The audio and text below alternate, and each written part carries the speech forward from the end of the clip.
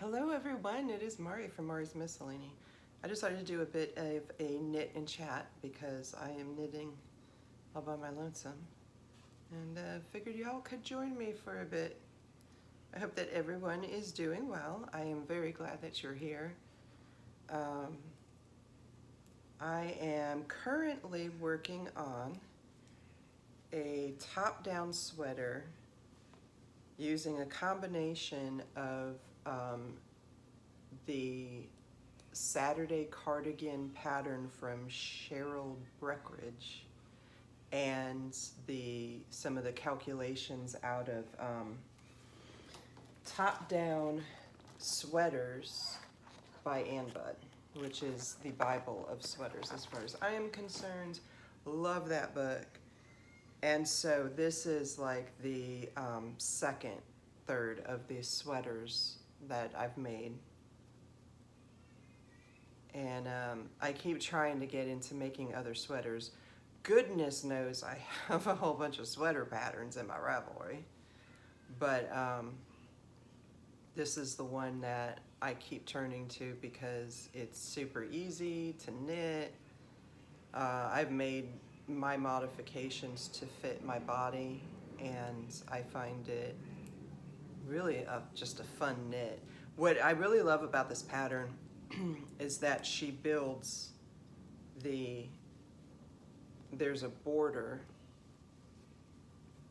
and it's seed stitch border, which I absolutely love seed stitch because it's a fantastic stitch to use to kind of keep the skills up, knit, purl, and then alternate on the next row. And I find that it really kind of keeps that dexterity for me so that when I have to purl in patterns, it's no big deal because I do that as an exercise basically. Plus it makes a nice flat, you know, it lays really flat, and I love that. That's just a fantastic border. It's a good design.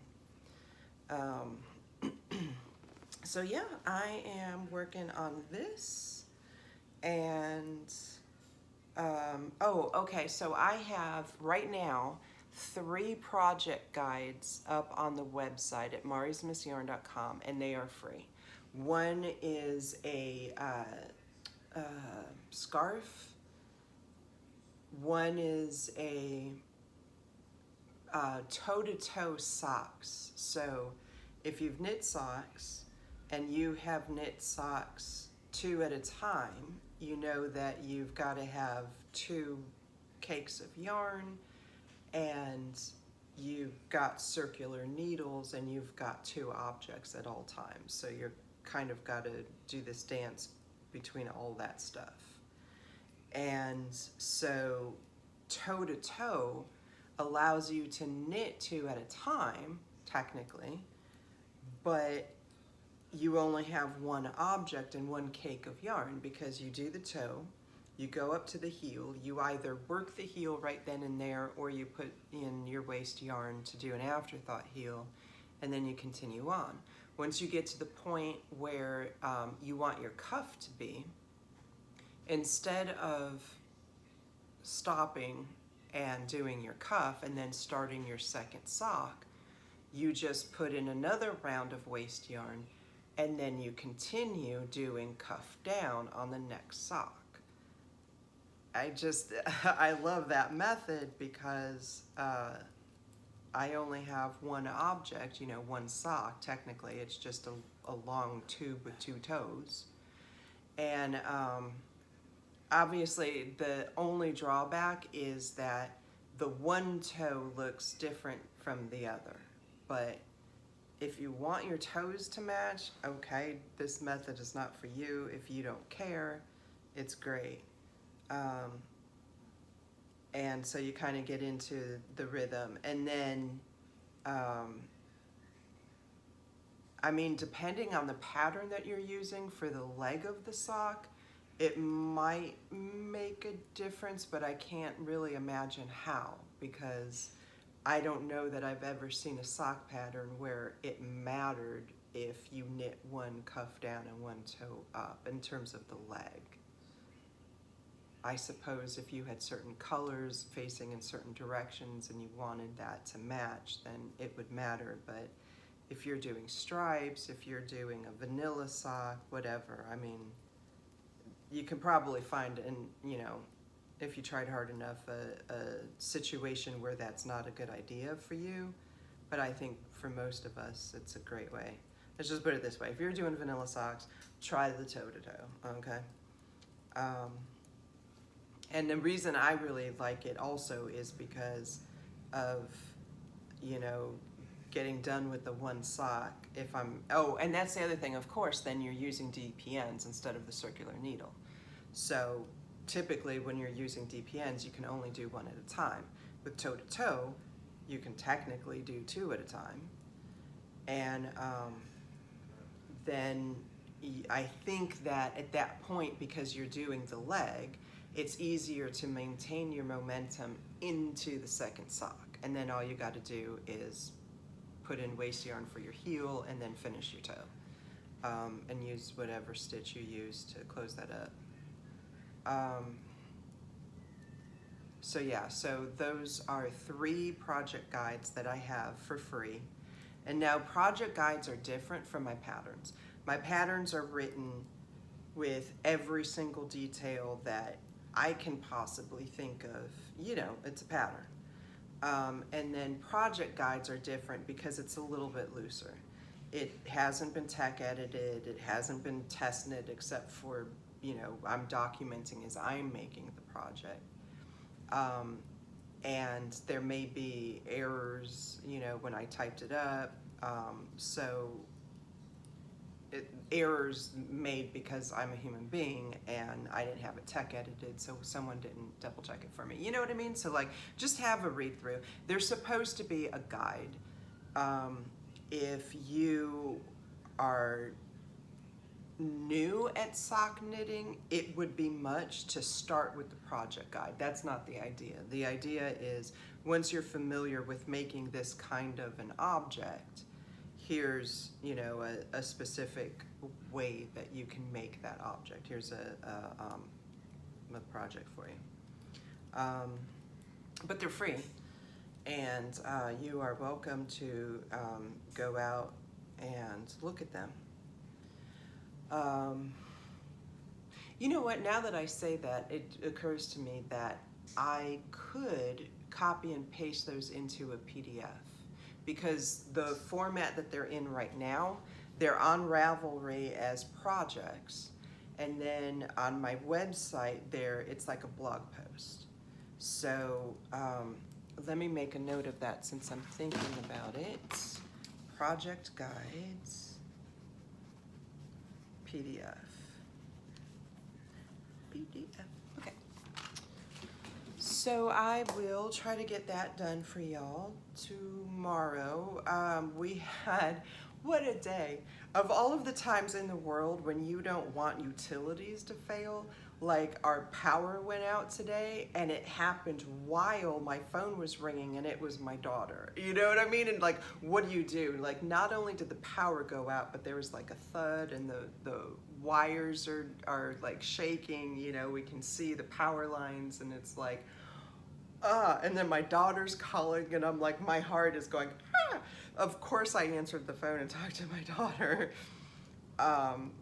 But the whole time I'm kind of what's going on out there? And then, the neighbors gophers coming up what's going on? What happened? Did you see what happened? Oh, I don't see what happened. And apparently there was a pole right out there off of the main street that we're off of that went boom. So we have power, but we now have an internet outage. Yay. So there's that, but I'm good. And then I went out and looked in my quote-unquote garden, and it's in quotes right now because I started a bunch of seedlings indoors and they're ready to be transplanted now, but they have nothing to be transplanted into because we have a gigantic yard that is not grass and soil, it's roots and dirt and bottle caps from the previous neighbor. I could get up all of these bottle caps and probably have a collection. If I was in, what is it? Farscape, not Farscape, Far Cry. It's a video game. Anywho, there's bottle caps for currency. What is the name of that? Oh, that's gonna bug me now because I'm a big fan of the game, except for the last version. So I'm a little bit of a gamer, for y'all that don't know. I actually,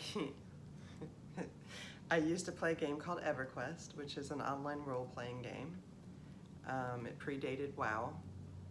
Certainly not the first online role-playing game, so do not check my cred because I know. But it's the one that I started out with because it's the one that I had a computer that could run it on the internet. And I was new really to online role-playing at that point, so that's what I started out with. And oh, it was right on the tip of my tongue, but I don't have it now. Fallout, that's it. That's the one with the bottle caps, Fallout. I love the Fallout games. I really enjoyed Fallout New Vegas because I lived in Vegas for 12 years. That's where I was before I moved out here to San Antonio. And yeah, so bottle caps in the yard and can't really plant lots of stuff. And then on top of that, we're blessed with, I thought when I picked the property, because I was fresh from Vegas, and you see shade and you're like, yes, shade, I want all of it. I got all of it, so much so that if I wanted to plant, say, tomatoes and, you know, the plants that really, really want the sun, no, because my whole entire yard is shaded. So it's a little bit problematic. Anywho, so because I can't really use the soil in the yard, the next best thing would be raised garden beds, but I really don't want to invest the time and what have you in installing those into the yard because we're just renting the house until we can buy our own. So yeah, I suppose I could construct them in a way that I could take them with me, but at the same time, I'm still dealing with, hang on, I got a low power, there we go. At the same time, I'm really still dealing with the fact that there's so much shade that I end up having to chase the sun, what little bit of sun I can get, which means a raised garden bed would be great if it was on wheels I could push around the yard. But instead, what I am doing is, instead of doing an actual raised bed, I'm just doing a stand. And on that stand, I am going to use grow bags, which are literally just bags. You put some soil in there and you grow out of this bag, which is especially good because I planted some potatoes. Oh, here's Bon Bon. Hi, sweetie. I don't know if you can see her down here, but she sees a lap that needs her presence. So there she goes. Anyhow, so I've got the raised stands that I'll be able to place the garden bags on them, which is basically along the side of the house. And then if I need to move them around to chase the sun, I can drag them to wherever they need to go. So that's what I'm doing. And then I'll have an actual thing that I can call a garden. But for now, it's a bunch of little containers. And like, I literally have the potatoes growing in an old laundry basket that's just all cracked and we can't really carry laundry in it anymore. But it's working, it's got drainage, and so we're good. But everything is ready to be planted into something more meant for its size. And so those get here Saturday. And we still need nails. Jonathan's gonna go to the store and try to pick up some nails for us because we got some pallets. We picked up some free pallets off of Nextdoor. And so we're gonna break those down and turn them into stands from my grow bags. And I'm looking at right now, I've got potatoes,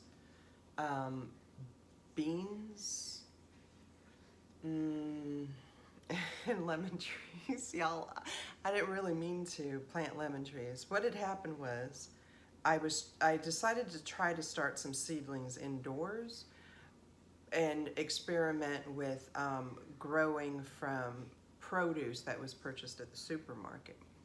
And it was just an experiment, so I wasn't emotionally attached to any of this stuff. And none of it actually came to fruition. Except for what I do quite actually believe are 3 lemon trees, because I was about 2 glasses into some good cab one day, and I was cleaning up and I had some lemon, and I'm fixing to throw the lemon out, and I hadn't started composting at this time or anything, so I was still discarding of, you know, and there were seeds and I had been planting all kinds of seeds and having fun, like, let's see what happens. And so I planted these seeds now, I remember, and I got trees, which I'm all like, most people would be like, woohoo, we got trees, but I'm kind of like, because I just mentioned the fact that I have a lot of trees, too many trees, so what the hell am I going to do with 3 more trees, okay? So I might actually try to plant some in the front yard, because when we moved in here, the landlord was talking about putting some trees up front. So maybe I'll just plant him some lemon trees and see what happens. Because I did ask also if I could experiment, you know, in terms of growing, what have you. And he was like, yeah, as a matter of fact, I'd love to plant some trees out front.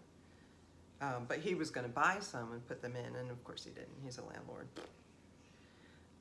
No offense in case you're watching this, like that would ever happen, I don't know.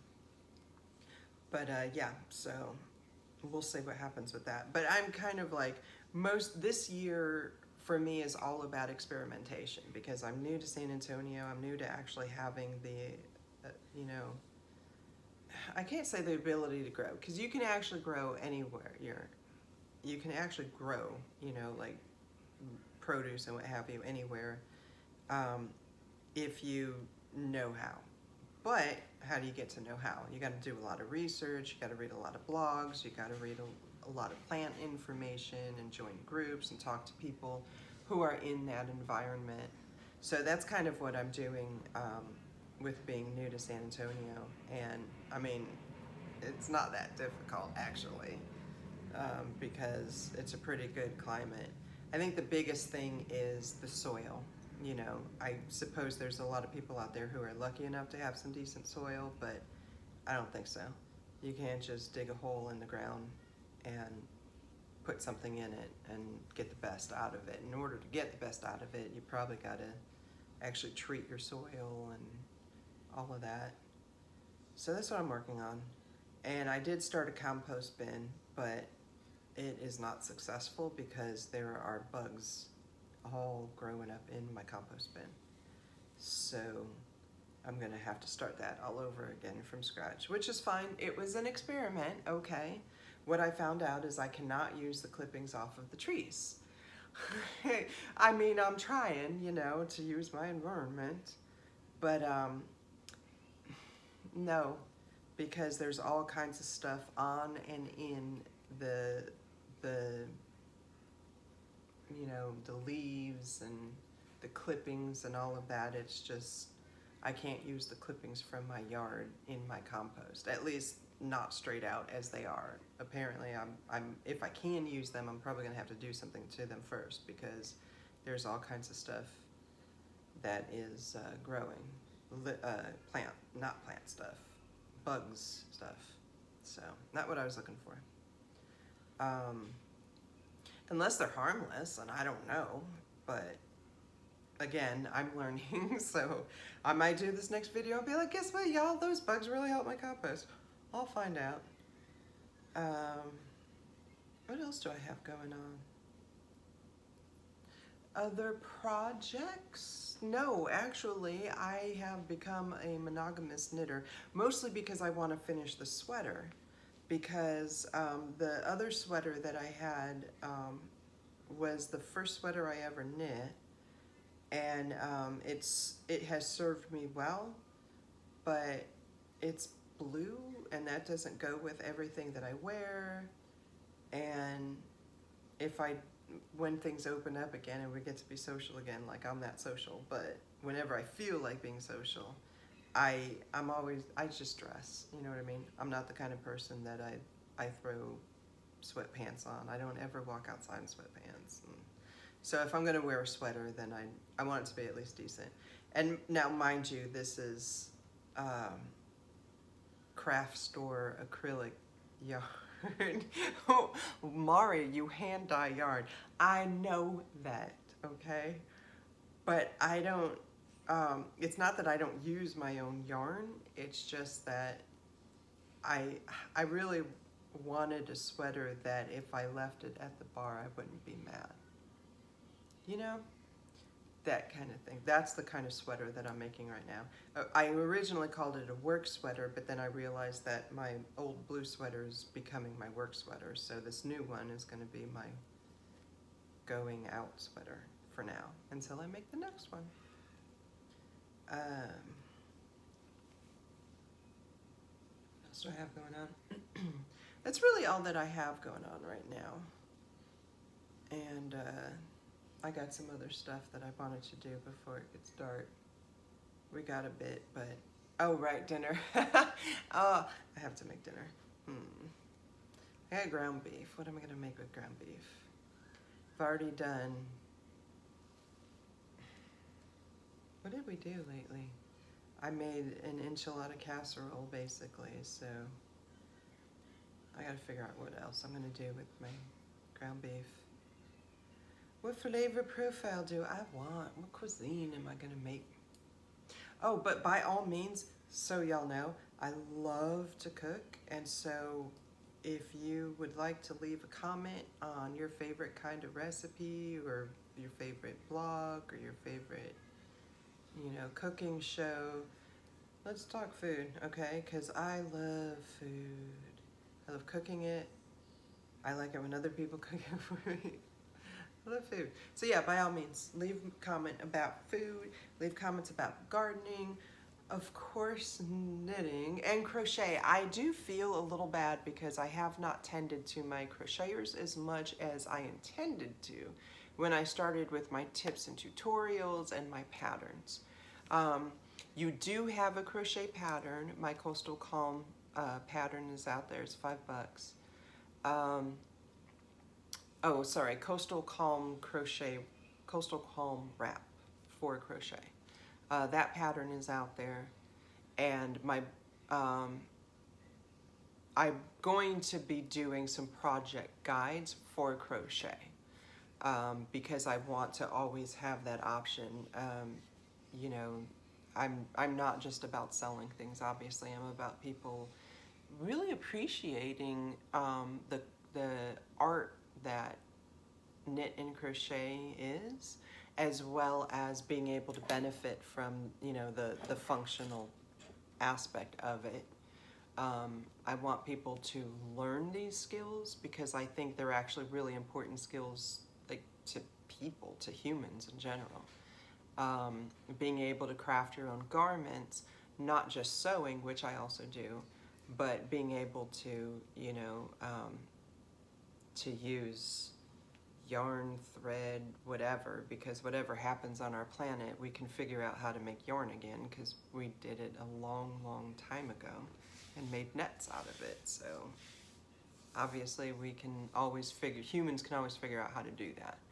But if we don't know how to knit and or crochet, and we're reset to that point. I know I'm not trying to be apocalyptic given the current situations. I'm a historical reenactment enthusiast.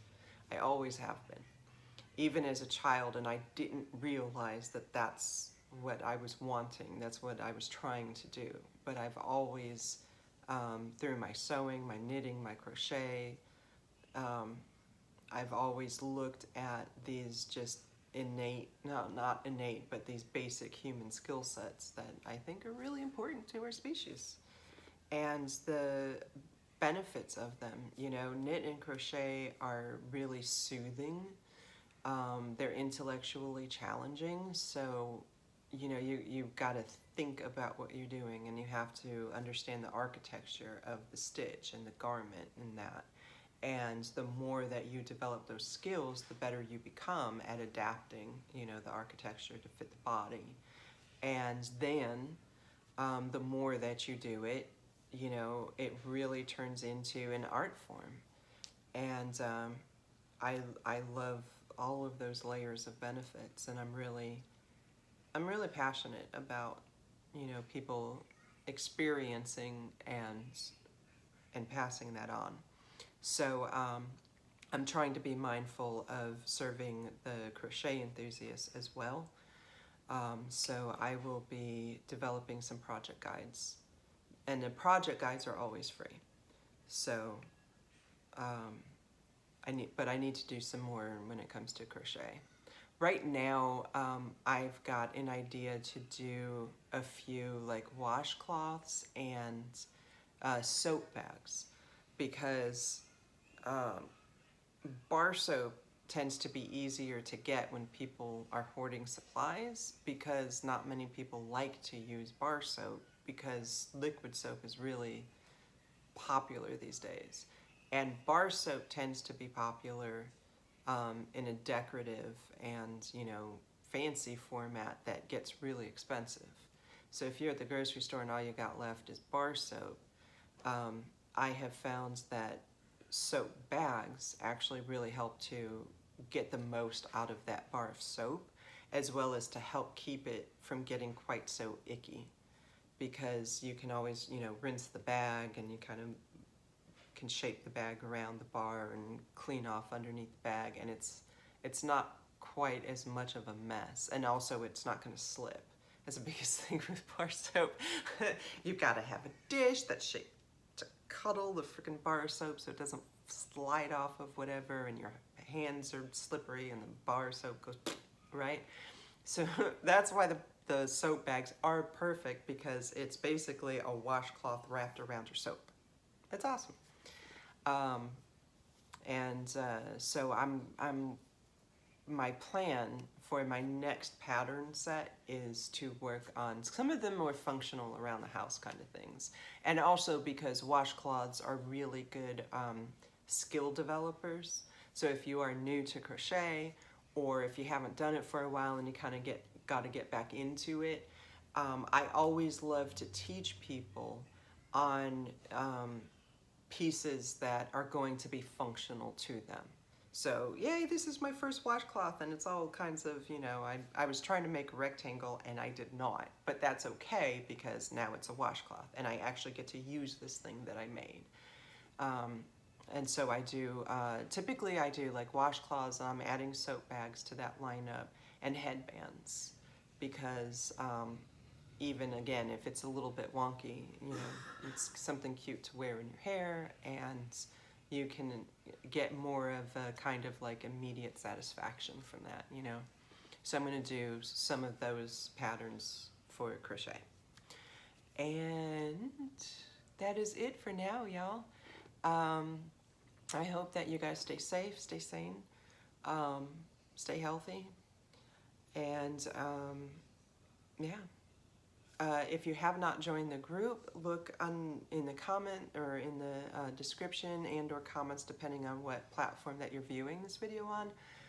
But I will have the links to join the Facebook group. I do have a Facebook page. If you're not really ready to kind of dive into the group yet, go out there, look at the page. And I have a mailing list. My mailing list members, I call the Miscellany members, and they get 25% off of every purchase on the website. This is a coupon code that you get to use forever and always. I will occasionally change the coupon code, and I will put that out in the newsletter. I typically do a newsletter once a month, but it kind of depends on what other emails I want to send. I try not to send more than 2 emails a month. Sometimes I might go a month and you might not hear from me, and that's just because I'm kind of just riding along and I don't want to bother you with same old, same old.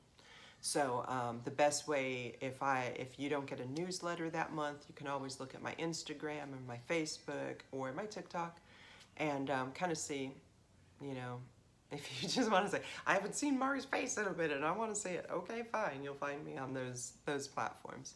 But I try not to bombard you with emails, but I do, my members always get whatever new pattern that I have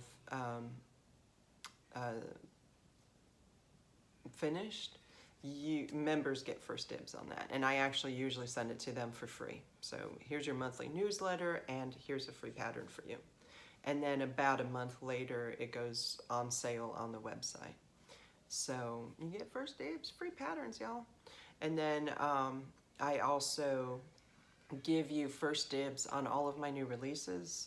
Most of my releases are really small batch, so if you want it and you want like a sweater's quantity of a yarn, then first dibs as a member is the best way to get a sweater quantity.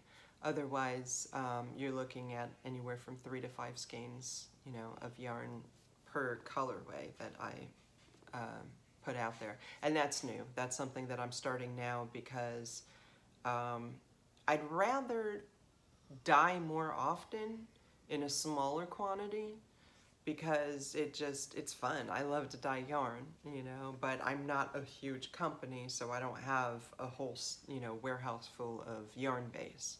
So I'd rather do smaller batches and kind of keep it fresh for y'all.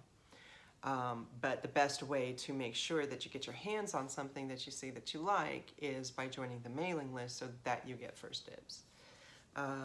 What else do members get? Oh yeah, I also do giveaways. I was aiming for once a month, but I mean, just things are getting kind of wild, so I can't necessarily always do once a month. But whenever I do a giveaway, my members always get automatic entry. From the month that you join, all future entries, you get automatic entry, which means you're not going to have to look for a post on this day and this time. You don't have to reshare it. You don't have to do so many likes and add so many friends and all of that kind of stuff. If you are a member of my mailing list, you get automatic entry into all future all future drawings. So yeah, I spoil my members because that's kind of the point, you know, and this is kind of a virtual knit and crochet group for me, really, is what it is. And oh, by the way, I've got some yarn and some supplies and stuff like that. But I try to give y'all as much as I can because the whole point of me being here is to help you learn to knit and crochet, help you develop additional skills. If you're a vet, you probably could teach me a few things, and I'm here for that. I am here to learn right along with everybody else. So anywho, I've babbled enough, but y'all stay safe and look for the project guides and share if you've got an idea or you've seen something that you really like, by all means, you know, and show us what you're working on, what you got on your needles, or what are you hooking on. I would love to see. Lisa is the best one. She is always posting what she's working on, and I get to see her projects grow, and I love to see that because she's picking up a lot of new skills, and she's an adventurous crocheter and knitter, actually. I think, right, Lisa, are you doing knit and crochet or just knit? I'm trying to remember now. Just knit, I think. But she's adventurous, and so she's always like, oh, let me try to make this now. And that's exactly the kind of thing that I love. That's the kind of thing I do. Okay, so bye, y'all. Take care, and drop a line. Say hi. Let us know what you got going on. Bye-bye.